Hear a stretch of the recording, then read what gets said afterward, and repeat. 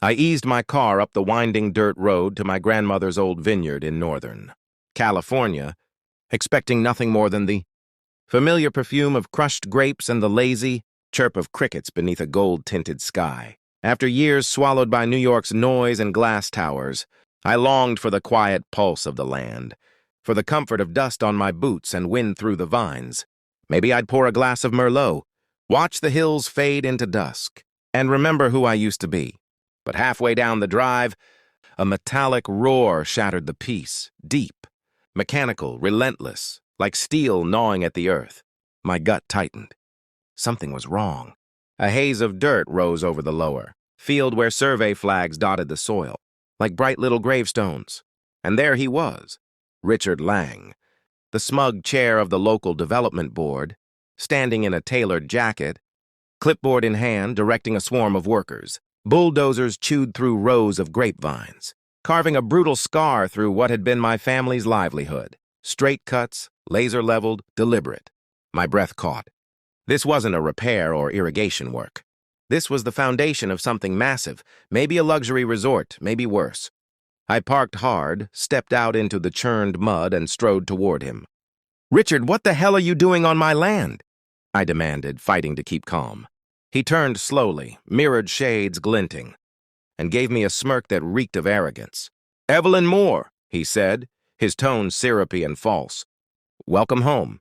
We're revitalizing the valley, a new eco-lodge for the community's benefit. You'll thank us later." Revitalizing, he called it, on the soil my grandmother tended by hand, where our roots ran deeper than the vines. My jaw tightened, but my voice stayed steady. "You're building your dream," I said quietly, "on land that doesn't belong to you." He brushed me off with a smirk. "The council already approved it," he said. "Majority rules. If I didn't like it, maybe it was time to move on." That night, after the machines finally went quiet, I paced the veranda beneath a sky dusted with indifferent stars. I had come back to this vineyard to forget the grind of my old life, to leave behind the politics of my years as head of the National Infrastructure Bureau, not to be dragged into another fight. But Richard had just picked one with the worst possible opponent, the woman who could freeze every permit he needed. I grabbed my tablet and started recording footage, cataloging every illegal trench and boundary line. This was going to get messy. At dawn, the thunder returned. Cement mixers groaned as they poured concrete across the once fertile fields where vines used to stretch for acres. The air smelled of oil and loss. My dog barked wildly, spooked by the noise. Richard reappeared, hard hat gleaming, striding through the chaos like a general. "Morning, Evelyn," he called out over the din. "Can you believe it? Soon guests will land here by helicopter, straight from San Francisco. Luxury tourism." I tightened my grip on my mug. "This is private property, Richard. You don't get to rewrite history for profit." He laughed, cruel and casual. "Stop us if you can. By the time your lawyers catch up, the permits will be sealed." His smugness scraped against my nerves. Days blurred into fury. Notices began arriving. Citations for interfering with municipal progress because my tractor was parked near their construction zone. One morning, they blocked the drive with plastic barriers marked, "Authorized access only." I drove straight through, shards scattering across the gravel as workers froze mid-motion. Whispers spread through town. Some locals cheered for revitalization, dreaming of tourists and jobs. Others cursed the dust, the tremors, the ruin of peace. At the next council meeting, the tension snapped taut. The air reeked of burnt coffee and bitterness. Richard stood at the podium, glowing with pride. "This eco-lodge will redefine the valley," he announced. "Imagine the prestige." I rose from the back row. "Prestige?" I said, my voice sharp. "You're paving over heritage, all for your vanity." "Project," murmurs, rippled like a storm about to break. A broad-shouldered retiree snorted into his coffee. "If you don't like it, pack up," he muttered. A few others exchanged furtive glances, their mouths tight with the same helpless anger I felt. Richard rapped the gavel like a judge without pity. The tally read overwhelming, 3/4 in favor. "Stand in our way and we'll bury you in paperwork," he warned, voice smooth as oil. I leaned forward, low and steady. "You don't understand what you're starting." He smiled, all teeth. but for a heartbeat I thought I glimpsed uncertainty behind his practiced calm. Back at the vineyard, I turned private investigator. I tucked a battery camera beneath a hedgerow and let it eat the night. Its memory card filled with footage of machines, laying fresh concrete where rows once wound. I gathered sworn notes from neighbors. Mrs. Alvarez swore the pounding started her heart racing.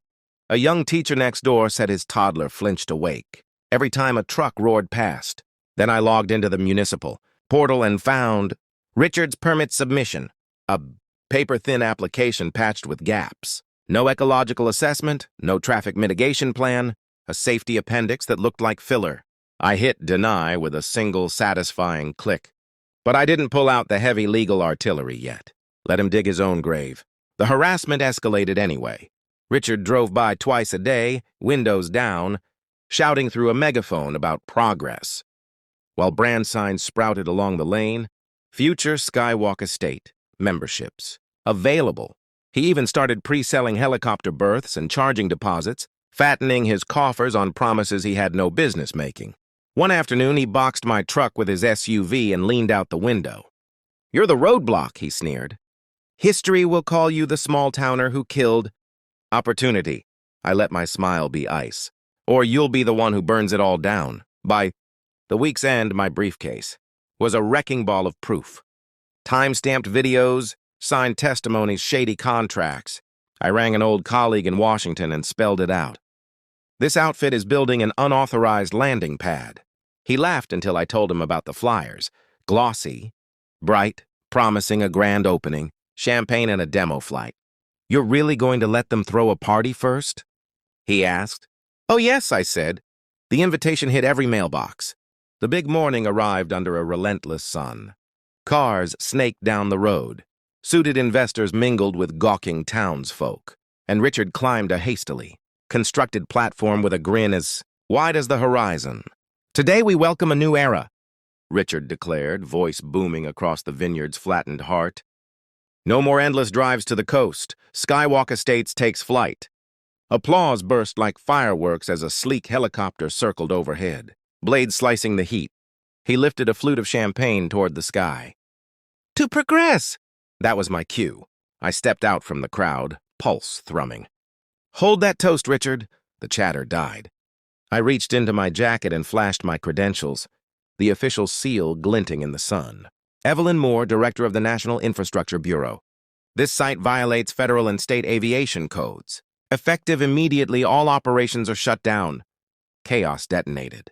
Cheers warped into gasps as the helicopter banked away on the sheriff's hand signal, the rotors whining into silence. Richard's grin disintegrated. You can't do this," he stammered. I pressed a folded order into his trembling hand. "I already did." "You've committed fraud, and your little empire is grounded." Shouts erupted as investors surged forward, demanding refunds. Deputies began seizing equipment, papers, cash boxes. The crowd's mood flipped. Jeers once aimed at me turned sharp against him.